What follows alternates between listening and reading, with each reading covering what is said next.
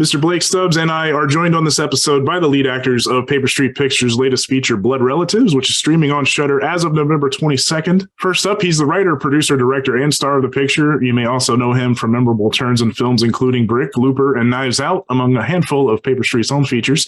He is Noah Segan. Welcome, Noah. Hello, folks. So happy to be here.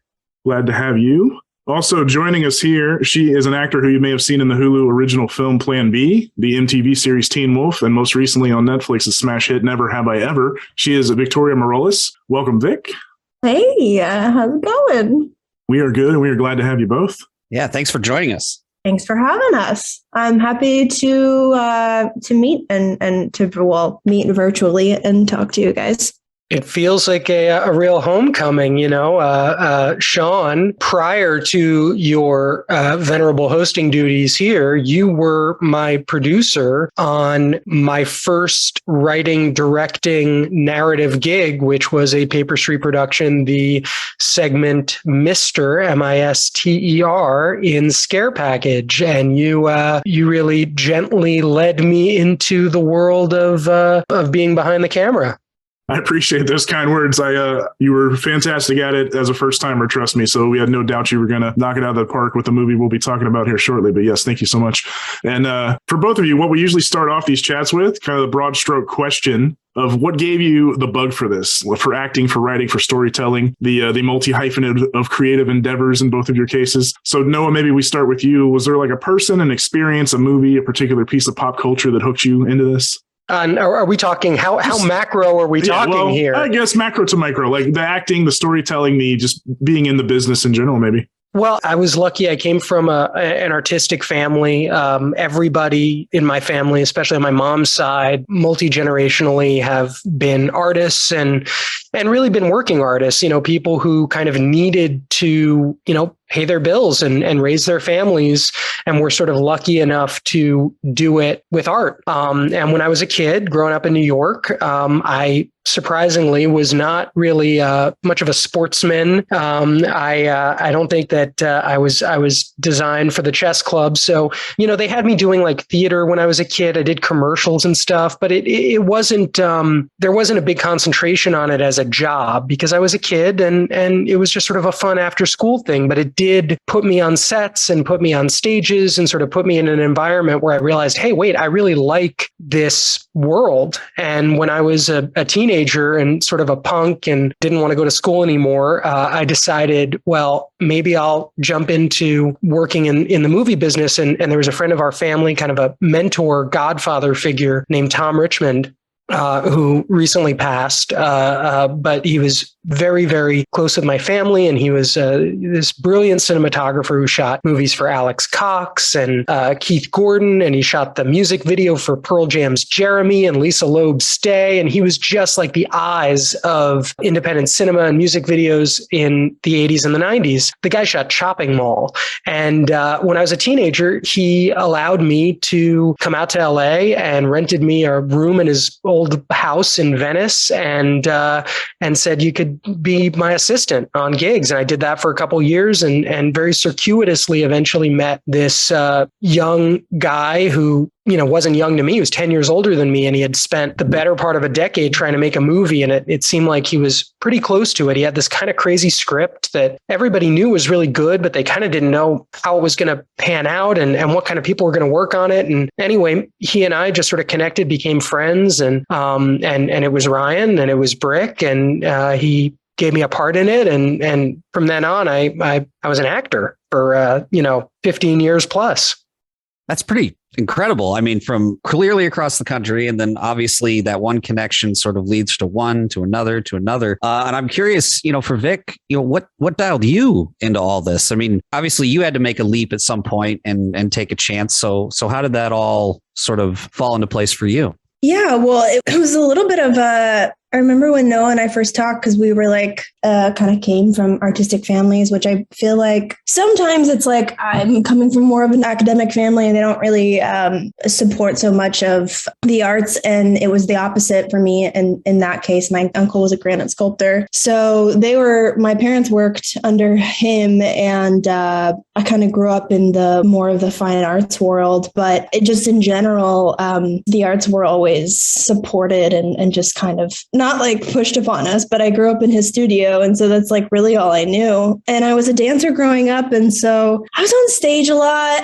I think, I kind of look back at it now as an adult and I'm like, I think there was a sense of I felt like I gained something, or I liked the energy that I got from being on stage. And I liked to get a reaction out of people.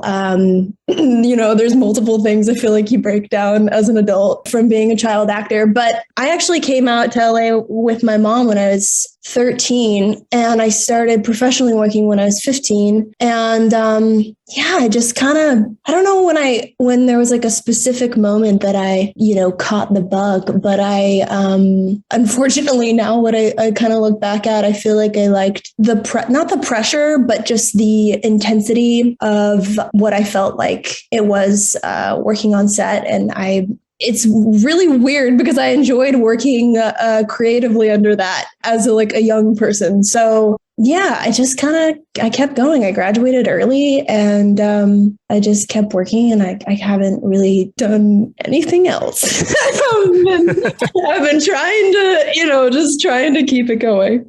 So would you say that your experience as a dancer, did it really help inform anything about your acting, or do you feel like it helped springboard you towards it a little bit in any way? I mean, dance is such a very heavy, discipline oriented, I don't want to say activity, but it's a very discipline oriented passion, and it's something that turns into passion. So was there a lot of translation from what you learned from years of dance jumping into the acting world? I'm always curious to hear, because I know if you've ever worked around theater or musical theater, there are people who say, well, one thing was really the foundation, but it really, I couldn't have done what I'm doing now if I hadn't jumped in with that first. So I'm just curious, because you said you had such a dance background, did it really help inform your transition into acting? Oh, most definitely. 100%. It's that's pretty cool too that you made that connection, because I do feel like I started dancing when I think my mom put me in when I was 3, and I really didn't stop until I started working a lot as an actor. And so, that looked something like going to the studio for after school for 4 to 5 hours, going home, doing homework, go to sleep. I did competitive dance. And so that was also, on the weekends. I mean, it really was my life. And so, yeah, I did. There's definitely a correlation between those two things. I feel like there's some type of connection through expressing emotion and story through your body that I probably now could look at it more like that as to why I enjoyed performing in general. I've heard a lot of other kind of dancer actors talk about that as well. Yeah, I think the big standout thing for me when you have a dancer or someone with a dance background transitioning into acting that I've just picked up on from both working in theater and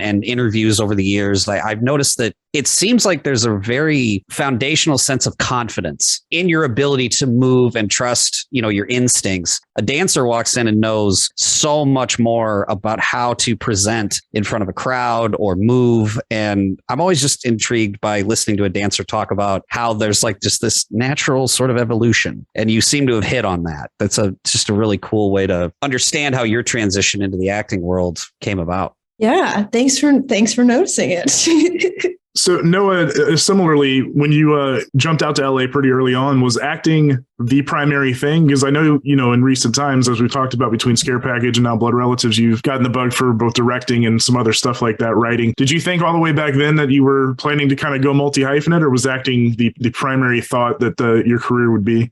Well, it all started when I tried to dance once and failed spectacularly, realized I have no control over my body whatsoever. And I thought, well, what can I do? No, I originally wanted to be a cameraman. I wanted to be a cinematographer like my mentor, Tom. Right.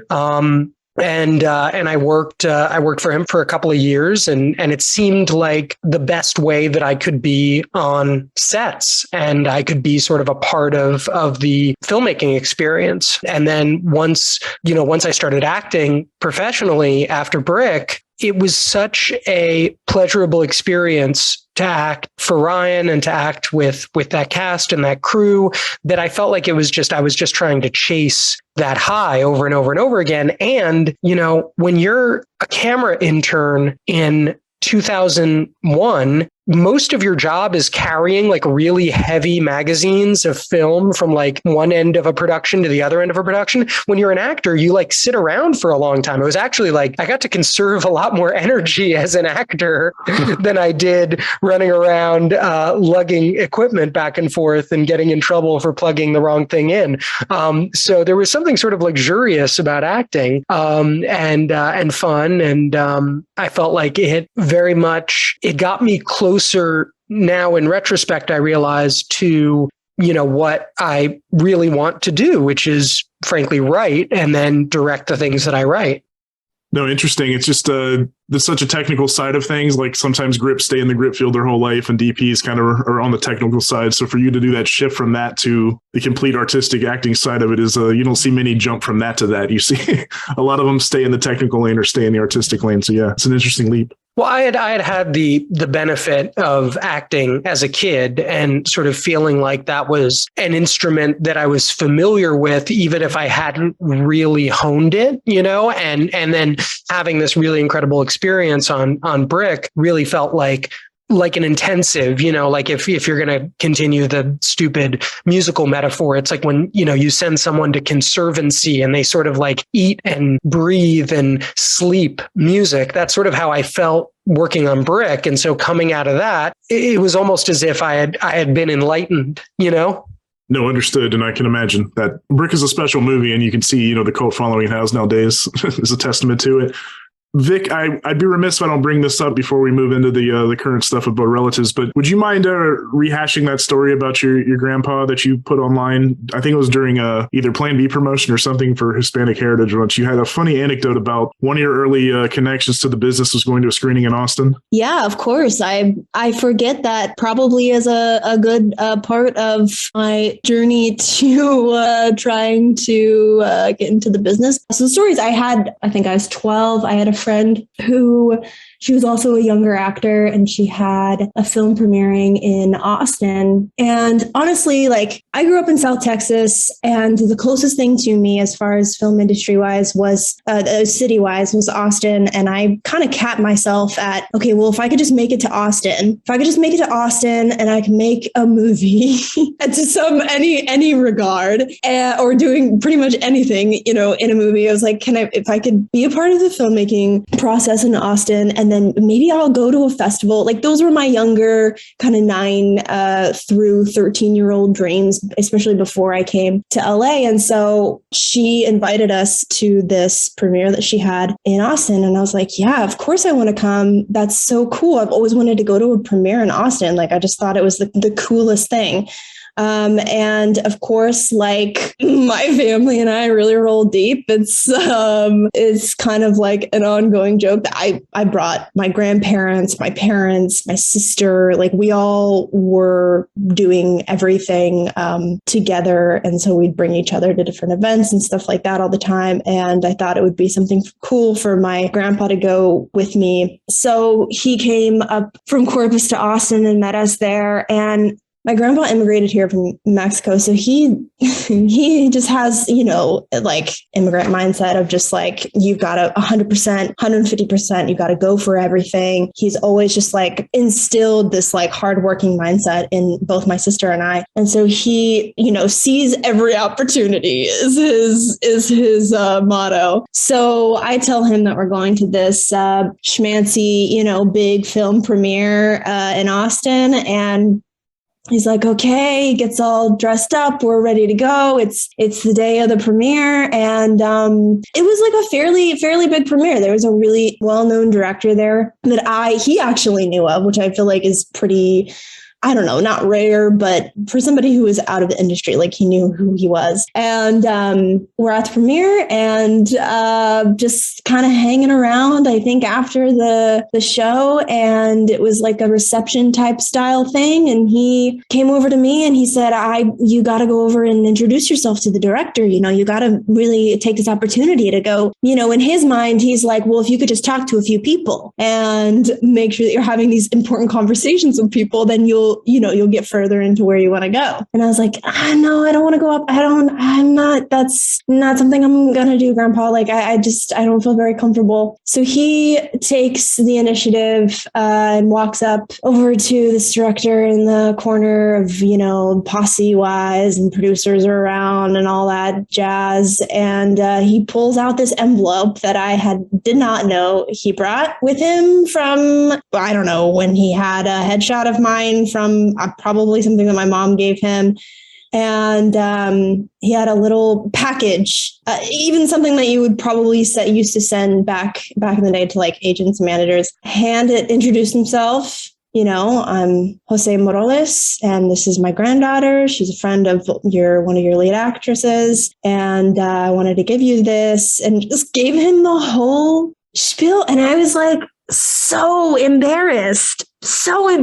I mean, and they pulled it out. He pulled my headshot. It's like at this premiere. So embarrassing and awful. And also now I'm thanking him so much for that experience because, yeah, you got to go out and like seize every opportunity. But he definitely was a person early on in my career, or like just trying to, when you're coming out here and you're 12 years old, he's like, you got to keep going and having conversation. He was the early networking agent that I needed. I just love the idea that he, without your knowledge, brought your packet and a headshot with him just in case. That's him. He's just like a schemer, He's like, I'm going to get, this is the day, It's like, and I can see the whole grand scheme in his mind, Yeah, it was incredibly embarrassing for a 12-year-old, if you can imagine. I wish your grandpa was my agent. I truly, he would have. I was like, damn, well, maybe you should like come to LA with us and be my agent or be somebody's. He was pretty good at it already. It's cool that you look fondly back on it though now. Like that was a slick move, Gramps. Yeah, for sure. I mean, now I have, my nieces and my nephews, and I'm like, heck yes. My niece really wants to be an animator, and I'm like, all right. And I would do the same thing for her. And she would be equally probably embarrassed by it. But yeah. The threshold for embarrassment when you start to have like little kids in your life who you feel, invested in and responsible for, all of a sudden, like embarrassment threshold just goes away. Completely. Yeah. There's no thought about that, how that could affect them.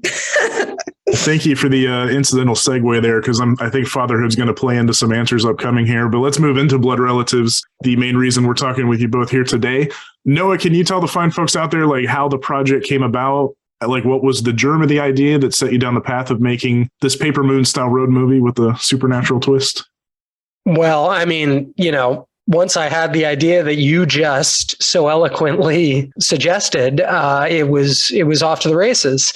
I stayed home when my daughter was born for pretty much the first year of her life. I had been, a gigging, working actor, and as Vic Mo can attest to. Yeah, I worked it in there, Vic Mo. You got it. We're workshopping some new names.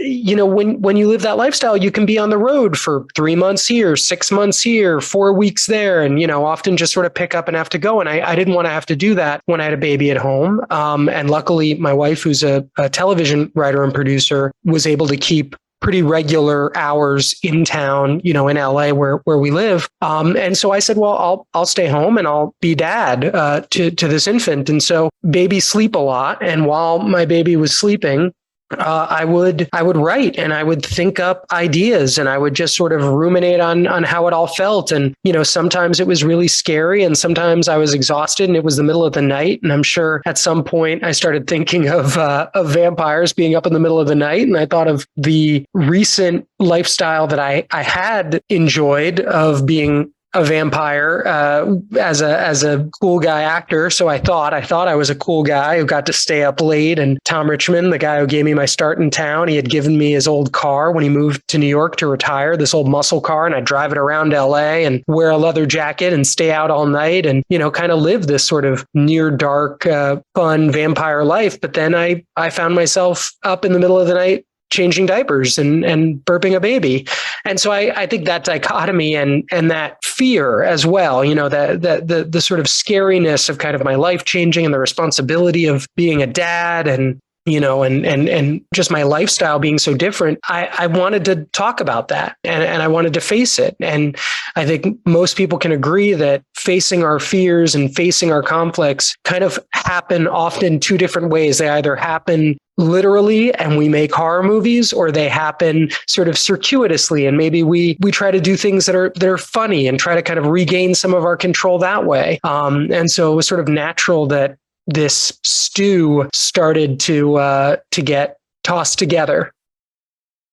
So that's interesting to me too, Noah, because you're really taking on the multi-hyphenate role in this, and that you wrote it, you directed it, and you starred in it. Did you ever consider handing any of those roles off, once you knew the financing was in place, the movie was going to get made? Or, was it something you knew like right away, like, look, I can't give up this acting role because I have such a connection to it and I really want to direct it. That's kind of the dream here. And also I conceived it. So I'm just curious if there was ever a moment in the early stages of getting it made that you thought maybe I would only do one, or maybe I would only do two roles instead of all three. In the early stages, that was definitely a conversation that I was having with myself and with, potential partners. I come from the most satisfying jobs I tend to have are ones where I'm working with a director who's written their own script. And that is basically a convenience thing. It's like, well, we've got the script and I'm here along with the other actors because, we like the script, hopefully. And hopefully the reason that somebody's given us the money to make it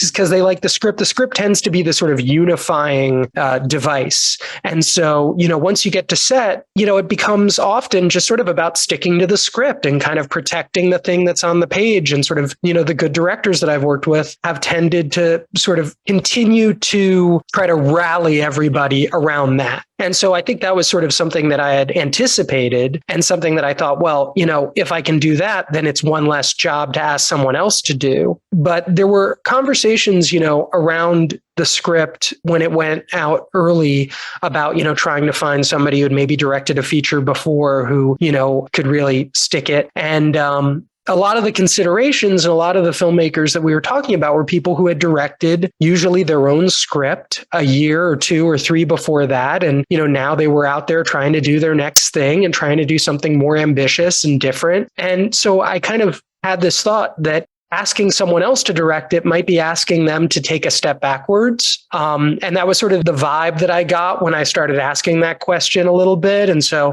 again, it sort of made sense like, well, maybe this is something that if I take this on, I can sort of save people the trouble. And by the time we got to the stage where we were making the movie, the idea of acting in it sort of felt like again, it was going to save my partners more trouble. I was going to take on another thing. I knew I could do that. I definitely knew that, I'd written the movie from kind of my own perspective. So I felt like, well, I know this guy. I kind of know what he's going through. I know what it's supposed to be. And even if I'm not the best actor, at least I can sort of be present with what it is supposed to be. And then hopefully someone like Victoria shows up and can guide me along, that can kind of keep me on track. And that was the magic. We were very lucky in that respect. I don't know, Vic, if that was your experience, was sort of, kind of guiding me along that way, but that was definitely what it felt like. And it wouldn't have gotten done without that. So intended or not, thank you. No, it was, I can agree though, and attest to the fact that having somebody there who conceived this idea and wrote this and, this story, having them there for just the directing kind of process or, any rehearsals that we did or any scene partner wise as another actor, like it was a huge benefit. I felt like, at least for me, because all my questions could be directed directed to one place, pretty much. And I had just gotten off working on Plan B with Natalie Morales, who was a huge part of writing the character that I played in that film. And so it was influenced basically by her. So it was my first experience with that. So I went from working really closely with Natalie, who was also directing and wrote my character, and then going over to Noah, who had virtually all of the knowledge about this world that I could have ever needed. Yeah, I thought it was a huge plus. I couldn't have imagined it any other way. Did you feel like there was a lot of, and I've been doing this a lot with you, where I put you on the spot and sort of ask you questions that I don't want. I'm not trying to play gotcha. I'm actually at this point, now that we're kind of through the looking glass, I'm genuinely, there's no pressure anymore. The movie's done. You never have to talk to me again after like next week. But did you feel like there was pressure to sort of guide the acting, as the sort of head of that department? Like, did you feel, because I felt like I was constantly looking to you going like, all right, did we hit it? And, or are we kind of, on the same wavelength? But did it feel like pressure? Did you feel even that I was doing that, or was it sort of water off a duck's back? No, it wasn't pressure, not pressure at all. Actually, I felt like, wow, this is the most trust I've received from somebody. And I feel like when you, but obviously thank you for that, because I feel like when you trust and support as an actor, when you feel that trust and support, it just is a breeding ground for like making really, the bold choices that you want to make, or trying something new, or saying, yeah, I think I feel good with that. Like, I didn't feel pressure. I thought it was the most like collaborative experience that I've had. And now I'm going to be like, oh man, I don't have this kind of responsibility. What am I doing? I can't make, these different choices. But I do think that any actor would feel like really, really stoked to have that. So no pressure at all. It was only positive.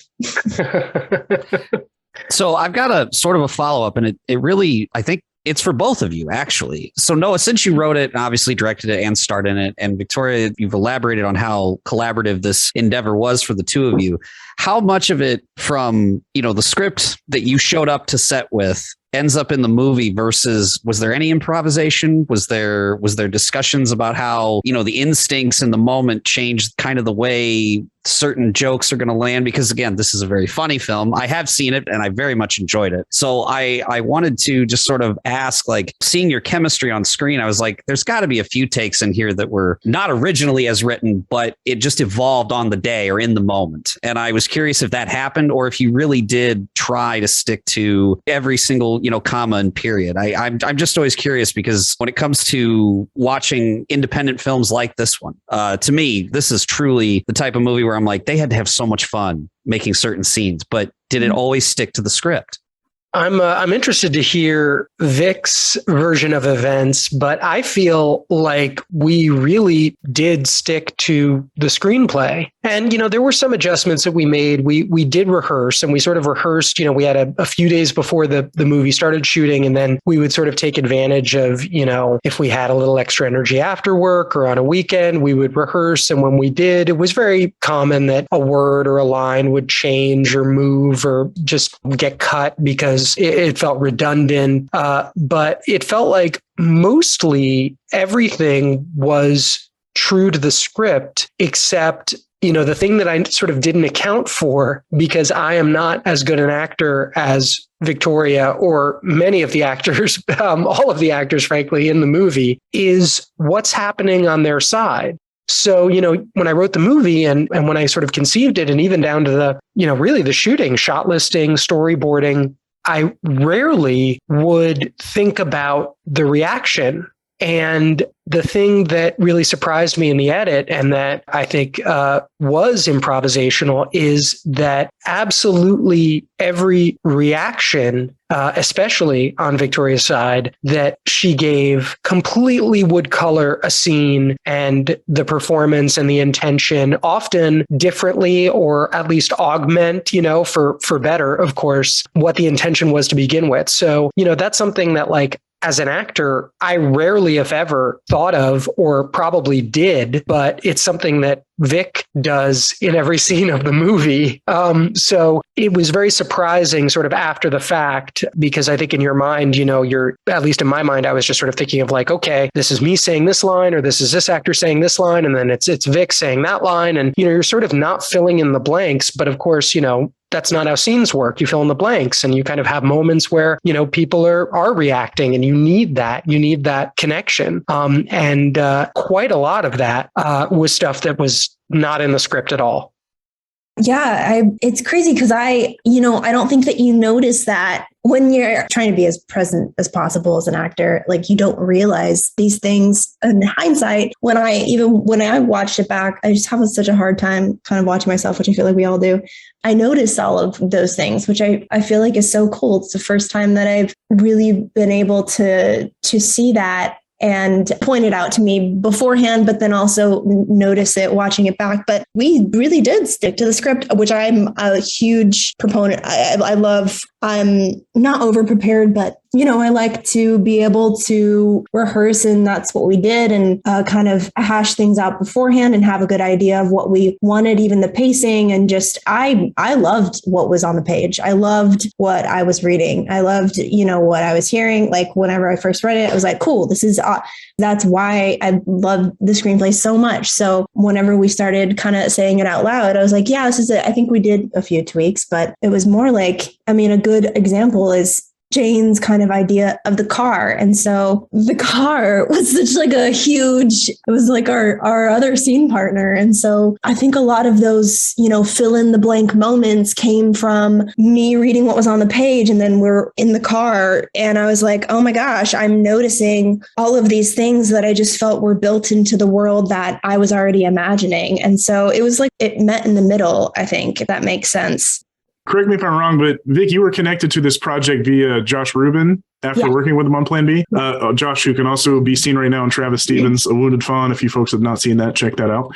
But to Noah's point, does that mean that he successfully contained guys like Josh and guys like Doug Benson and kept them on script and not just improvising away? Is that a question for me, or was that a question? No, sorry, for you. No, I was saying per the point about staying on script, were you actually able to keep guys like Josh and Doug Benson fully contained away from just improvising on their own? Oh, I mean, yeah, everybody worked on the movie as a professional and had read the script and sort of, knew what we were doing and perfectly capable of doing it. And they did it. I think, that there was definitely, because especially Doug and Josh and a lot of the actors who worked 1 or 2 days, there was sort of, it was such a condensed experience when you're trying to, get a scene done in a day that you sort of find yourself going, okay, we're going to do whatever. 3 takes, let's say. And, the first take is going to be, we're going to kind of warm it up and we'll sort of stick to what we've prepared in the script. And then maybe in the second take, if you've got any ideas, let's throw them out there. And then the third take, maybe there's a, left of center idea that we've both discovered by then. But, you're sort of moving at such a pace that that's sort of all you can do, and so sort of by its nature, even if you want a version that's maybe exactly like the version that we all read and agreed on, but then you also know that we're kind of discovering new ideas, you're still sort of stuck trying to condense all that into a pretty tight schedule and, and pretty tight resources. So,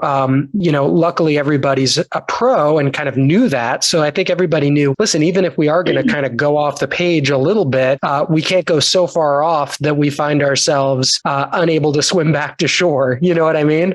Right, of course. So back to you wearing a bunch of hats, as we've talked about, what would you say was your biggest challenge, Noah, you faced during production, be it acting, be it producing, be it directing? Did anything logistical or otherwise just strike you in an incredibly unexpected, untimely way, as happens on pretty much all film shoots? But are you specifically asking about production or let's say during production? Yeah, during the actual shooting. Well, I mean, the thing about shooting is that it's this really actual production is so finite, right? And in our case, we had 18 days, which is a pretty short amount of time to shoot a movie.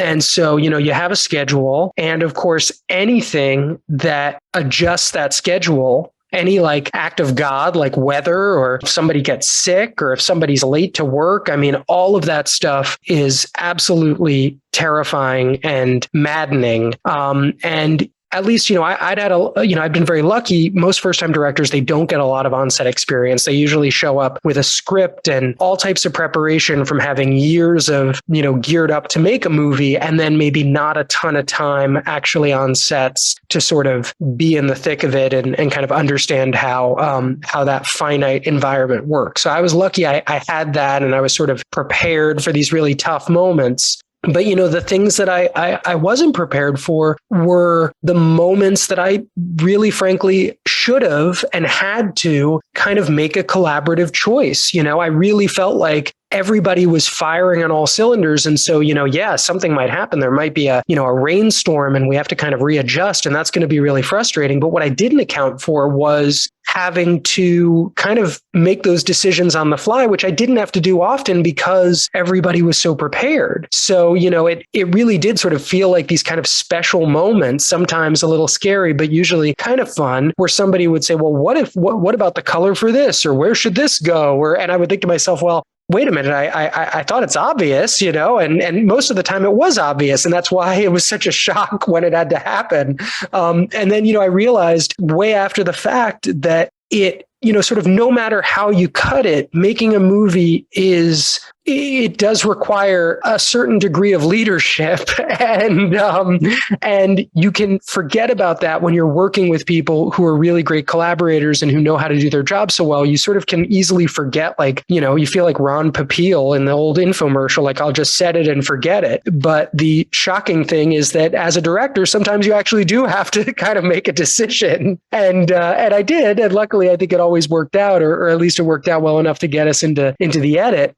And it was really only until we got into the edit that I felt like the decision-making process was really entirely up to me. And luckily, that was just mostly me and Patrick Lawrence, our editor. Only he had to watch me freak out about that.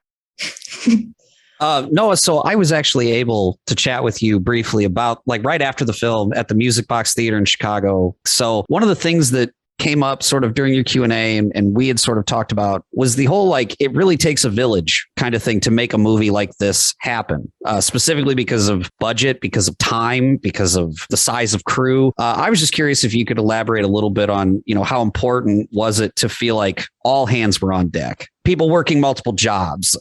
This problem has arisen and you've made a decision. And how did you guys come to resolutions? Like, you really kind of had a very unique experience, I think, for someone who's directing his first feature, who he's also written it, he's also acted in it, but now he's got people also jumping into multiple roles. Any thoughts or, I guess, musings on the idea that, all hands were on deck for this? I mean, mostly just, gratitude and inspiration, frankly. I mean, it was obvious even when we started shooting the movie that, Vic was really committed and going the extra mile and making sacrifices because, she was accommodating our resources. And of course, we immediately realized, wait, you're an associate producer on this movie. And the same thing happened during the editing process with Patrick Lawrence, who joined the producing team because he was doing a lot more than what his job, entailed.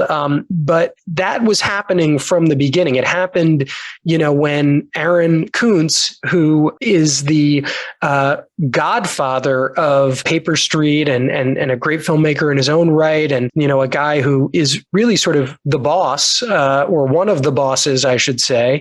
He said, we don't have a DIT, we don't have a technician who can take the memory cards from the camera and put them onto a hard drive and arrange them throughout the course of the day, sitting at a desk, sort of doing this kind of clerical work. I'm going to do that. And this is a guy who is in a management position, but because we couldn't find this technician, he took that role on because he knew how to do it. And that went all the way down the line. It went that way with Victoria. It went that way with Josh, obviously, who acted and also, was watching a monitor, trying to be an extra set of eyes. Obviously, Lial Naeem, who was really the first person on the team who had read this script, was out there, shuttling things back and forth and doing the job that, again, on bigger films with more resources, there are more people to do. So I think the takeaway is that while I was doing a bunch of different jobs in order to maybe relieve some of the stress, that was across the board. Everybody was doing a bunch of different jobs to relieve some of the stress because there was just no other way that it was going to get done. Either it was literally like a personnel resource issue, or it was, this really contagious sort of energy that was entirely about people going the extra mile. And,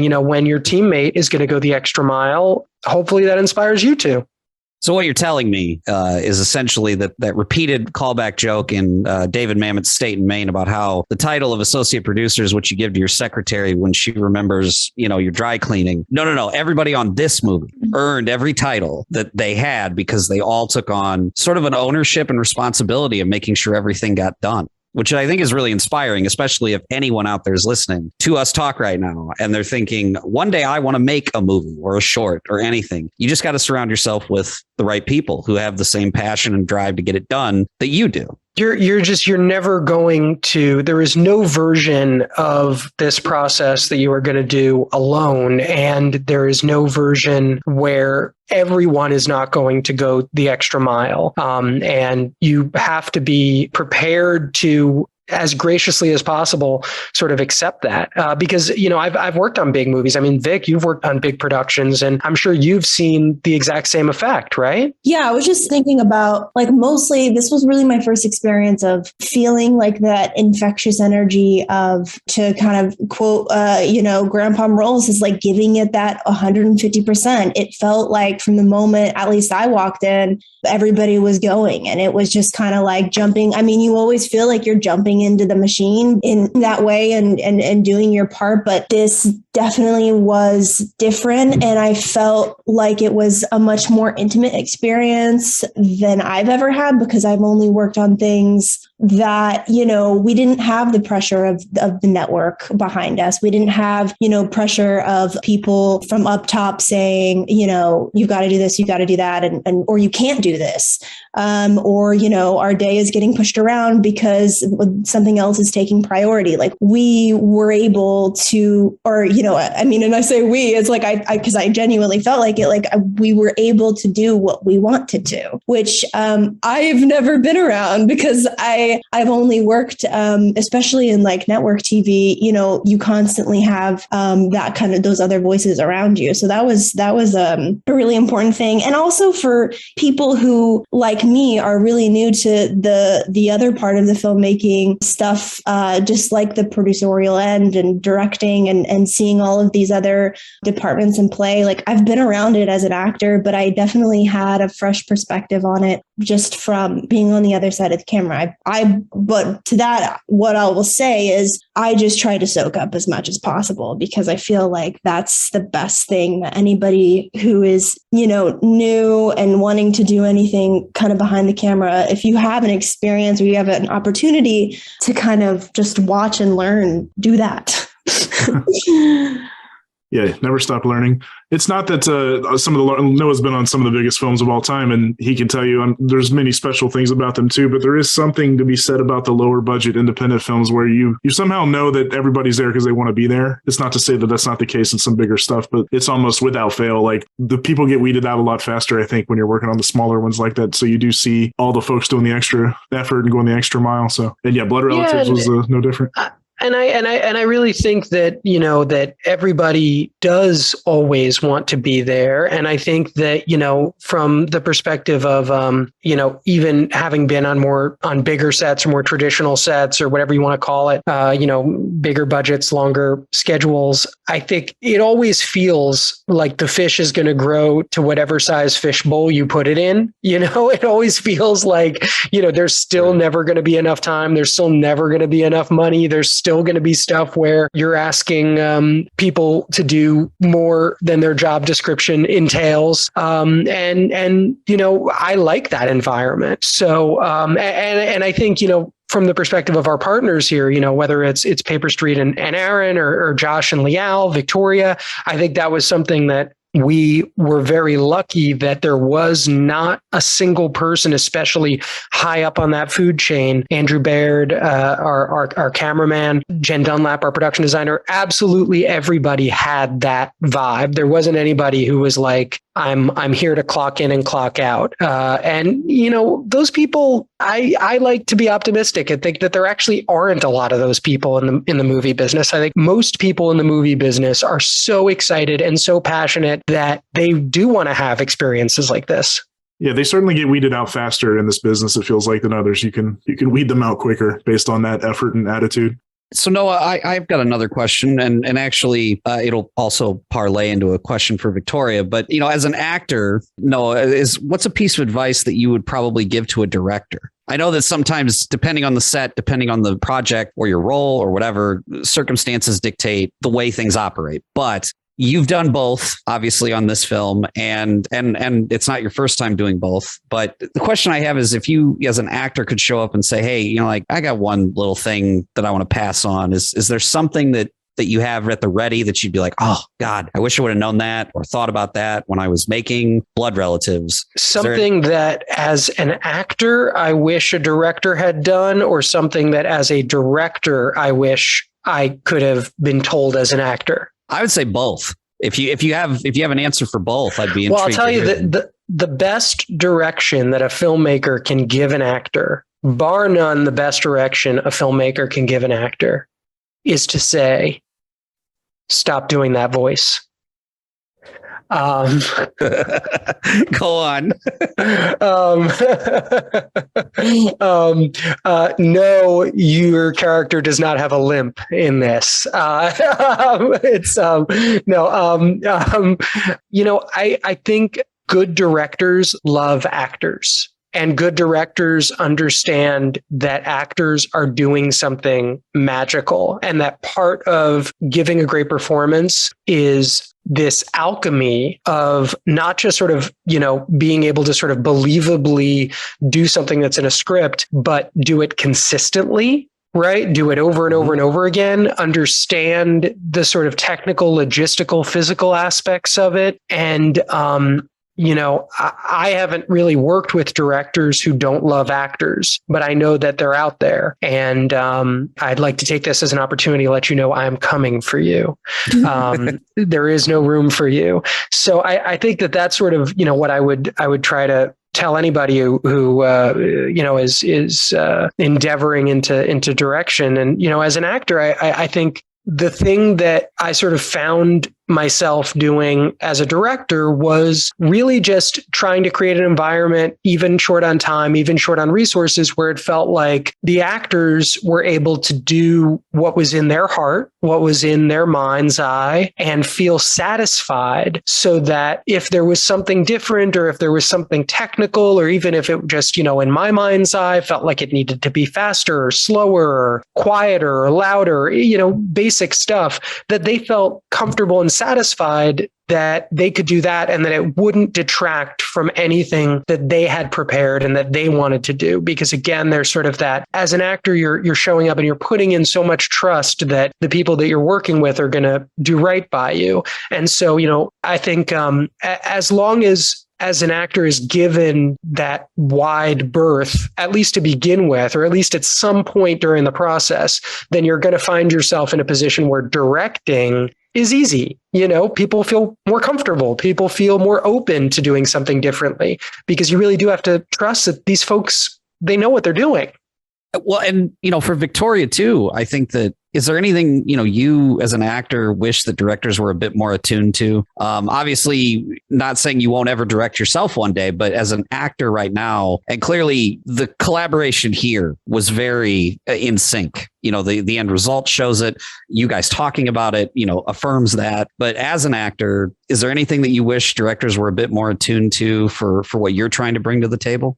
Well, I've definitely, the past couple of years, I've had a newer experience of, and I don't know if that's just transitioning into an adult actor, but I've had the newer experience of feeling that sense of, and I don't want to say validation, but I feel like, it's like actors are always constantly, I feel like that constant kind of connection and being I always feel like I just want to make sure I'm on the same page. Like we're on the same page, and you don't even have to give me really anything, but it's just, I don't know. It's like Noah and I had a lot of check-ins. I feel like, that's something that I really appreciate. Just kind of, even if it's, because you don't got a lot of time, and I'm definitely always aware of, all the moving parts and what's going on. And I don't like to take up anybody's time. I want to get there and I want to get out and I want to do what we're, and also have fun, but just kind of checking in and being like, yep, we're good. We're on the,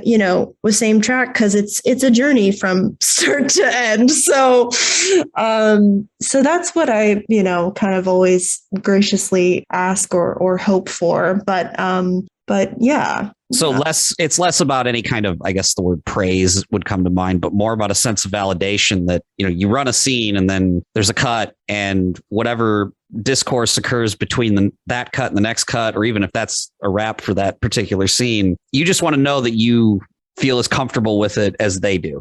So there's check-ins with it, like you said, with Noah, where you guys were able to hash out that, no, we really got it there. And then you're ready to move to the next thing. Yeah, I mean, I don't even feel like it's so much of what, and it might be contradictory to what I just said, but so much of what I'm specifically doing, like, I feel like we're all, making our contribution, and I always want to make sure that there's the through line that's kind of continuing. And it's not so much praise, on me or specifically kind of what I did, but, as long as we're all kind of in sync, I like the feeling of knowing that even if it's with our DP and it's with anybody who is just kind of like in right there in the moment involved in the scene, we all kind of feel in sync. Because I feel like that's usually when you can tell, or at least when I can tell on the other side of watching it and feeling that. Yeah, and I think that what's really cool about that is that it's actually not mutually exclusive from praise and celebration. I mean, I think that when we hit it and we knew, man, that was a great moment that accomplished everything that we wanted in terms of, the performance and in terms of, embodying the script, and, the camera and the lighting was good, and, the issues with, the property and, and wardrobe were right on, when all those things do hit and they are in sync, we do celebrate them. Like we go, oh man, like that's awesome. Like we got, that's the moment when everybody does say, we got it. Yeah, we got it. Absolutely. Did we get it for you? Yeah, well, you got it for me. I got it too. And there is like this kind of, group team high five that does happen. And it's fleeting. It's quick because you do have to jump on to the next. But I think, obviously if you're as seasoned and professional as so many of the people are who worked on this movie, and especially I think if you are somebody like Vic, who has such a distinct control and mastery of your instrument and professionalism as well, you understand, okay, great, we did it. Let's celebrate for a second and then move on to the next opportunity to get it right. Yeah, I mean, hopefully, gotta keep it going, right? No pressure. No pressure. And a testament to you both and the hardworking cast and crew, as you said, for making what is a special movie. Paper Street's very proud of this film. As of November 22nd, it is on Shudder. You're likely hearing this after it's already premiered on Shudder. Make sure you check it out. You may have already enjoyed the movie, and now you're enjoying this podcast as a sort of aperitif, if you will, and or a digestive. No, a digestive. It would be a digestive. Yeah. This would be a digestive. Yeah, this is like, a nice little Amaro after, the meal kind of thing, you couldn't get enough. It's the cheese course. If you weren't sold by now, you better be. So we will finish up here as we traditionally do with guests with what we call the Rapid Fire 15. People kind of freak out about it, but it's I told them it's a little bit like the Proust questionnaire from inside the actor studio, just a little more like your taste, stuff you like, so the folks can get to know a little more about you. We'll kind of go between Blake and I asking questions, but which of you would like to say the answer first? Who's probably quicker on the draw? No, Vic. Really quick.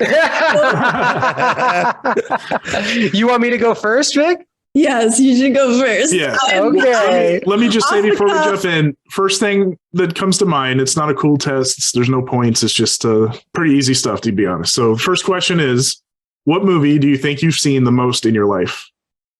Raising Arizona. Miss Congeniality. See? Simple stuff. Yeah. Coming up next, I won't do a James Lipton impression or anything, but what is the first film that really scared you, stuck with you, or gave you nightmares? Edward Scissorhands. Well, I'm gonna say one that I saw recently that scared me, which is It Follows. Just stuck with me for a while. What is your favorite horror movie franchise? Ooh, oh no. Oh, I was so quick on the draw, and now it's like you're making me choose between my my favorites here. Oh man. Franchise. I mean, it can't be a character, right? It has to be a franchise, or could it be a character? I mean, can I say Dracula, or can I say? Yeah, no, I mean, can't, he has a franchise of films. I mean, yeah, but they don't. I mean, yeah, they don't really tie together. I feel like that's kind of a cop out. I mean, Lugosi did more than one. Christopher Lee did more than one. So they technically yeah. I mean, franchises. I could say lead Dracula, but I'm gonna augment it, and I'm also gonna say the Omen series. There you go. Oh, a franchise. I don't know. Oh. Scream, Final Destination. Yeah, Scream is definitely probably Scream's what came to mind first. So number 4 is going to be, what was your favorite vampire film besides Blood Relatives, obviously, but what is your favorite vampire film? Ganja and Hess. Let the right one in. Can I also give can I give 2? Can I say Ganja and Hess and Martin, which, are basically, if you put them together, you kind of end up with Blood Relatives. That works. So next one, what is an underseen film that you love and always find yourself going to bat for, highly recommending to others? Ooh, an underseen film that I find myself constantly. A movie that's constantly derided that I think is actually a legitimate masterpiece and not because is widely considered to be a disaster is Ishtar. I think Ishtar is actually genuinely a freaking great movie.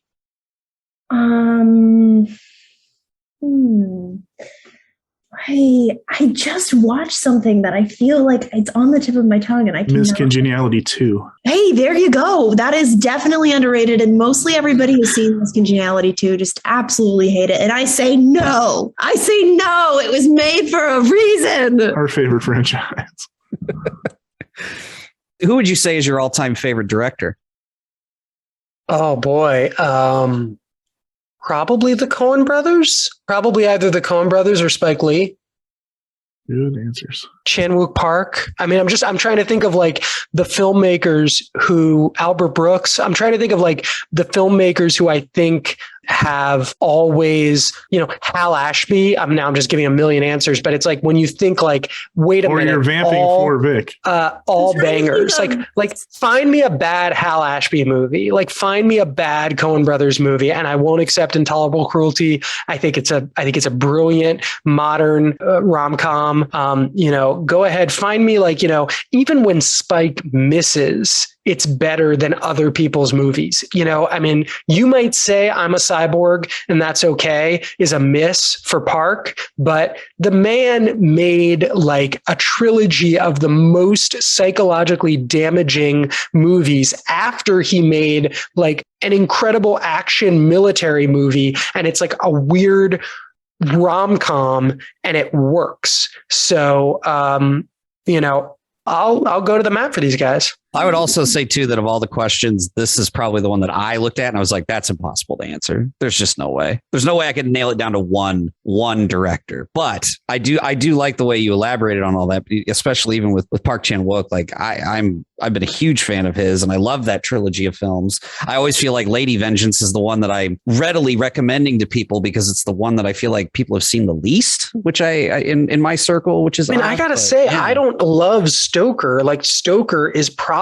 I don't know if it's my least favorite of his films or what, but there's no denying it's a good movie, right? I mean, right. So that if that's the conversation that you're having, it's like, I mean, again, I'm kind of coming at it from a perspective of consistency. Time's up, Vic. I'm just listening. I'm honestly just listening to you guys talk. I don't know. I'm trying to think of the more of like later stuff, just like the Greta Gerwigs of the world and just all of everything that inspires me to be, yeah, our female filmmakers, I'm looking to, and I'm sure not as well versed as some of the answers. No worries. Like I said, this is not meant to be a pressure thing. So we'll take Greta till you come up with something better. Yeah, I mean, what do you mean you'll take Greta? No, I'm a fan. You should be so lucky. Yeah. Here's one that is usually a very revealing question about folks, at least ages them. Who was your first celebrity crush? Oh, Linda Ronstadt. You want an actor? I'll get Marissa Tomei. Oh, Marissa Tomei is great. My first celebrity crush was Caleb Followell from Kings of Leon. No, that genuinely was though. Yeah. That's fine. I love both answers. I think they're fantastic. What is the single worst question you've ever been asked at a Q&A? And if not, maybe the worst one you've ever heard asked of someone else at a Q&A. By the way, if both of you have batted 1,000 and never had a bad question, I'm shocked, because I've been to enough Q&As where I know on occasion sometimes things get lost in translation. But what's the worst one you've ever had come up? I am not going to throw anybody under the bus here, in case the off chance that they are listening. But I will say on a macro level that whenever you ask somebody how much the movie was made for, they can't actually tell you. Like I'm not allowed to tell you the actual budget of the movie on the record, because there are people whose job it is to like sell the right to distribute the movie. And so they want the movie to be as valuable as possible. So if I told you that we made the movie for $8, it would decrease the amount of money that the people who are selling the movie could make. So that's one that is always sort of a non-starter. Yeah, I would say from like anybody who, I don't know, just because most of the time I've answered questions as they're asking me as an actor who, why something was written the way it was, or, why did the series have to go that way, or, any of these questions that I genuinely cannot answer, and definitely am not the person to be answering those types of questions. It's just somewhat frustrating, but also just like it's a dead end. Right. Don't ask an actor why their show was canceled. Yeah, exactly. So for each of you, I'm going to ask Noah and Vic both. Noah, your favorite Prince song, your favorite Prince album? Ooh. I would say my favorite Prince song is Never Take the Place of Your Man, from Sign of the Times, which I mean is probably my favorite. It was. I just looked it up. Yes, Never Take the Place of Your Man was a single, a later single from Sign of the Times, which is probably my favorite Prince album. Although I guess I don't know, Self-Titled is like really incredible, because Self-Titled has With You on it, and that's incredible. So anyway, that's how I feel about Prince. And Vic, your variation of this same question is for the Red Hot Chili Peppers, your favorite song, favorite album? Oh, you gotta change it up. Shoot. Well, I was gonna say, I don't know if I can make a Prince deep cut, but I gotta also say When You Were Mine. I left out When You Were Mine, which is also, I mean, that's Dirty Mind, and which is not my favorite album, but When You Were Mine is probably right up there with Never Take the Place of Your Man.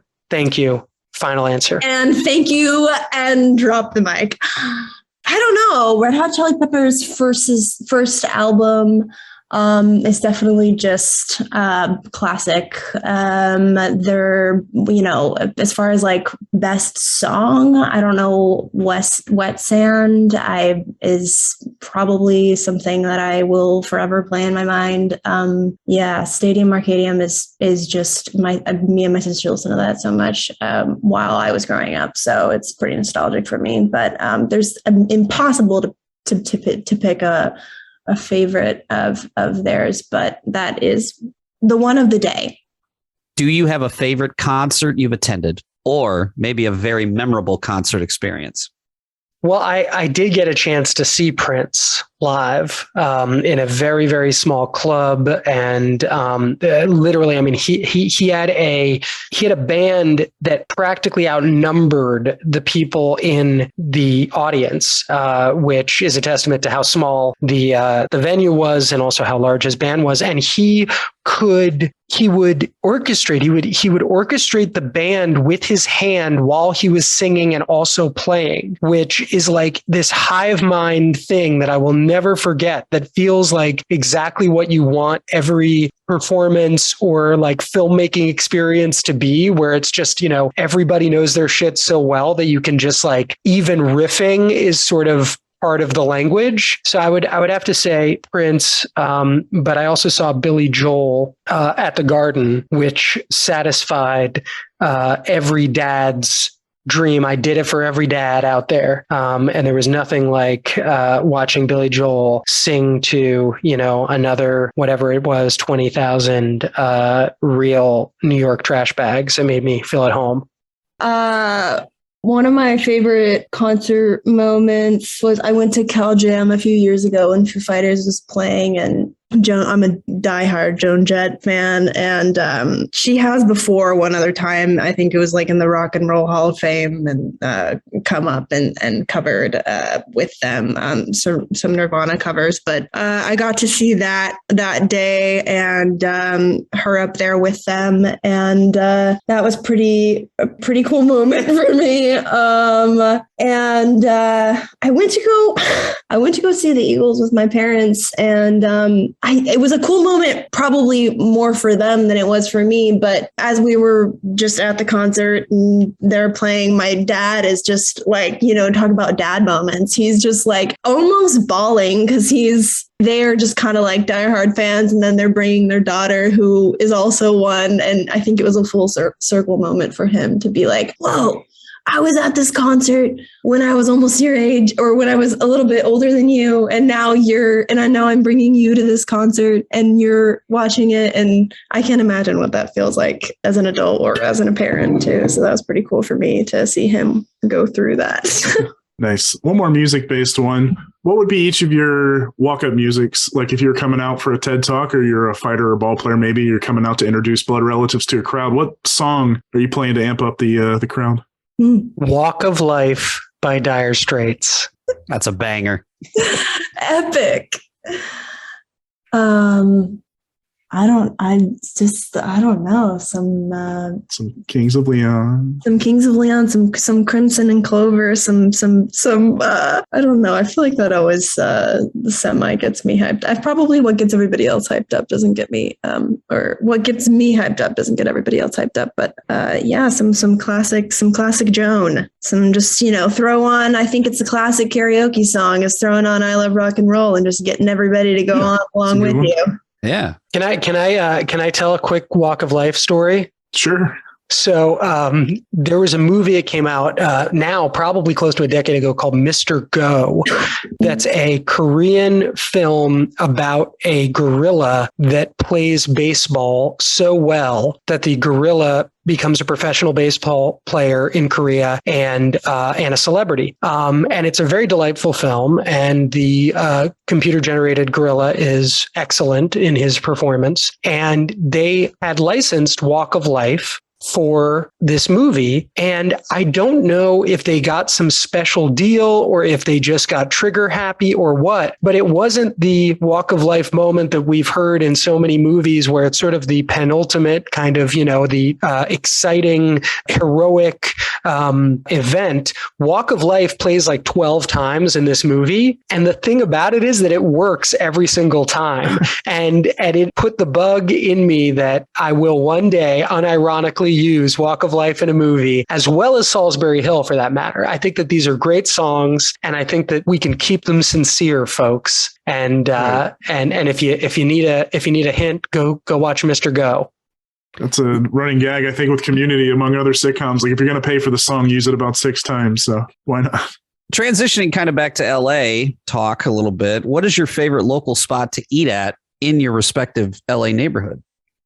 I would say I live in a neighborhood called Eagle Rock. That's sort of an old LA neighborhood. We have a restaurant very close by called Cacao that is they call it a Mexicatessen, and it is it's some of my favorite Mexican food in LA, which is saying a lot because we have some of the best Mexican food in the world outside of Mexico. So I would say Cacao, and then a deeper cut would be if I go a little further down the road into Boyle Heights and we go to Mariscos Jaliscos, which is a food truck that's been parked at the same location for like 20 years. And it definitely has the best shrimp taco in town. I've got to try those shrimp tacos. That sounds, I was going to say the fish tacos Ensenada, forgot what street it's on near the east side, is where we go for fish tacos. I'm pretty sure it's called Fish Tacos of Ensenada. Best fish tacos in Ensenada on Hillhurst. On Hillhurst, yeah. That's my partner used to live down the street from that spot, so that's where we go to grab our fish tacos. And I'm down in like kind of the NoHo Toluca Lake area, so I have my local Thai spot, Rustic Spoon, that I eat at weekly, sadly. And it's just, I know it's like everybody has, or hopefully does, their local Thai spot that they go to, and Rustic Spoon on Lancashire, across from the church, Lancashire and Moore Park. Yep, that's the spot. They're good people there. Pro tip, if you find yourself needing any body work on your automobile, directly across the street from Best Fish Tacos in Ensenada is Castle Auto Body, which is run by Hugo and his daughter, Veronica. And they do a great job if you get into a fender bender. While you wait to get your estimate or your car back, go ahead, have yourself one of the Best Fish Tacos in Ensenada. There you go. This question turned into a lot of free plugs. I'm like furiously writing this down for when I'm next out west. Couple more here. What song, film, piece of pop culture always makes you emotional, maybe brings you to tears? Ooh, it could be a song. It could be, I guess it could be anything. I guess, Billy Joel's Vienna always hits. Yeah, that hits straight to the heart. The Growing Pains theme song.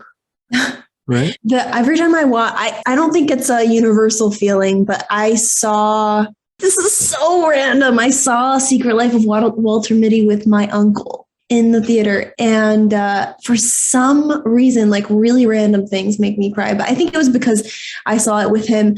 And there's just some heavy, inspirational. No, it's not heavy at all, actually. But some Billy Joel, that's what I'm thinking. Vienna was what my sister and my dad danced to at her wedding. And thinking of them dancing to Vienna just will make me sob right now. I mean, I've never met have I met your sister? I think I did meet your sister. Didn't I for a split second? No, I didn't. I didn't meet you. I didn't. My mom. Yeah. I met your mom at the premiere, but just thinking of your sister and your dad dancing to Vienna at her wedding, and whatever that having like seen photos of these people on your phone fleetingly, but just the conceptually is making me tear up right now. With him, he's crying. There's a picture of him crying. So he's crying while they're dancing and I'm crying. And then it's that whole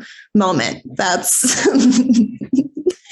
yeah. There's an Ariana Grande song that she did with Lady Gaga called Rain on Me. That is a real dance club banger. I mean, it just gets you up, and it is my son's favorite song. He's 2.5, and he demands it frequently. We listen to it frequently. And at some point, my wife joked that I am one day going to be dancing with him at his wedding to Rain on Me. And when she made that joke, I burst into tears. So I wonder if there's something universal about that concept. whether it's Billy Joel or whether it's we need to find out if there's a slowed down moody cover by an Iron and Wine type band. That it doesn't need to be. That's the thing, is that it could be like a fast. It could be, but it's just the concept. I think really hits. Oh, that's so good. All right, the penultimate question. If you could have the answer to one unknown question in the universe, what would it be? Now, some examples of this are things like, is there a God? The origin or meaning of life is what? The day you might die? Who killed JFK? If you could have the answer, and I'm not saying you got to share the answer with us, but if you could have the answer to one of those, what would it be? What would the question be, or what would the answer be? Yeah, well, but that's kind of the same thing. If you could have the answer to any unknown question. I went into full existential mindset. It's kind of the nature of this question. Yeah. Noah's wondering if it's going to be, what song will I actually dance to with my son at his wedding? Yeah, I mean, and if I could have an answer to an unanswerable question, I mean, it would be like, I mean, is it a cop out to be like, how do I become very, very rich? No, no. Yeah. Is that a good one? I mean, because I just sort of feel like, like I don't really care. Like when I die, I don't really care about what is God or, anything like I want some actionable answers. I want to become filthy, stinking rich and help the people seize the means of production. I love that answer. Hang on. The answer's coming through right now. It is become a bad faith right-wing pundit out of nowhere.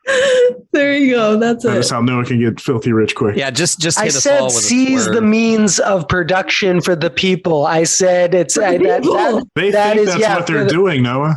Power to the people. I want to see everybody filthy, stinking rich. Yeah. Does it just keep getting worse? Is my question. No, I don't know if what am I gonna come back as here on this lovely planet when I seep into the ground? I think about that often. One of your many plants is what I'm told. Cameron said you're just a plant mom. If I am just reincarnated as one of the plants that I have killed or somebody has killed if I'm interconnected, am I interconnected to all of my various 150 plants?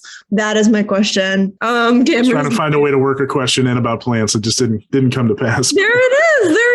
Yeah. Cameron is so right. So finally, what would be each of your dream projects to make, as whether it's acting or just creating, writing, directing? Is there a genre? Is there a period, a style that you'd really love to tackle? An IP you'd like to bring to life? Something original? I'm really gunning for Alf. I have a good Alf take that I think people might get excited about. What was that? Alf? Alf, yeah, alien life form, yeah, Alf. Okay, all right. Let's bring Alf back. I've got a take on Alf, guys, that I think people are going to want to hear. I have a couple, scripts that I wrote that I'd like to make, and I'd like to make them with, the same people that I've been working with. I mean, I think the dream is to just, continue to work with your friends. And so I don't know. I mean, every movie to me is a genre movie. So, do I want to do sci-fi? Yeah. Do I want to do a crime movie, a heist movie? Absolutely. Am I writing all that stuff? Sure. But none of it kind of matters other than Alf, if I'm not doing it with my friends. Same. Yeah, that's my immediate thought. I think a dream project is, I feel like I more recently have had the chance to just work with people and humans that I really, really enjoy. Not to say that anything I did before, I didn't enjoy them, but just people who I do consider extremely talented, but also just as friends. I think just being able to collaborate with people like that is a dream. And I really have a major obsession with this late 70s punk band, The Bags. And I'm pretty obsessed with Alice Bag. And so, if Alice Bag is out there and she has any inspiration to tell her story, let her know. That's a for real dream project for sure. Nice. Okay. That concludes the Rapid Fire 15. You guys aced it, even though, again, no points and not a real test. But we appreciate those answers. We appreciate the time you gave us. But I won, right? I mean, yes, I won. Yeah. I was looking for real points, real emotional points.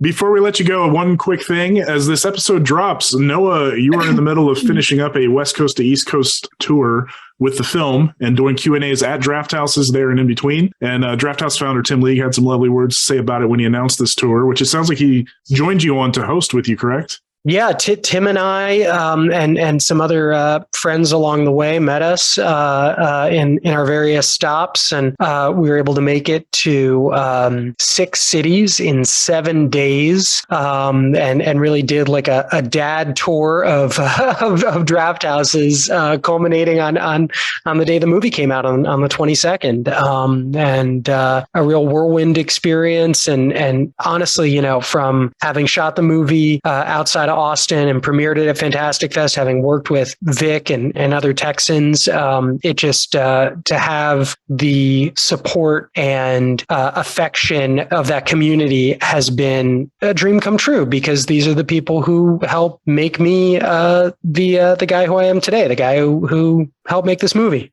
No, it's awesome. And again, we appreciate the time for both of you when you're in the middle of this kind of media blitz for this film. Again, a film we're very proud of, a film we love very much. We are excited for folks to finally catch and see, and an audience to grow for it on Shudder, as it has landed as of, again, November 22nd. As you're hearing this, it'll be on Shudder. So Vic, pleasure to meet you. Noah, pleasure as always. Oh, you guys too. It was really a blast. And I mean, I could talk all day about our little film. I really, really love it. And I hope that people just have fun watching it. Just, I do think I connected to with the whole, like, it's kind of leading up, and, I hope you don't take it too seriously and that, but I genuinely hope people don't and are able to just enjoy themselves. Yeah, I mean, we kind of, one of the things that I think we all realized when we were together making it is that, and this is something that I can't say for everybody on either side of the camera or even, in an audience. I mean, we're all kind of goofballs, and we all kind of wear our hearts on our sleeves, and we're not afraid to be affectionate, even during a pandemic. We're not afraid to tell each other that we love and we like one another. And I hope that the movie kind of shows a little bit of that, because, it is sort of spooky and it is sort of goofy and it is hopefully funny and heartfelt. But I hope folks are into the earnestness of it, because, that's who made it. That's the group that made it. No, here. And I think, if you give yourself over to it, it'll charm you in all the right ways Noah's talking about. And again, I'm convinced it's gonna gain quite a following. So we're looking forward to hearing that feedback.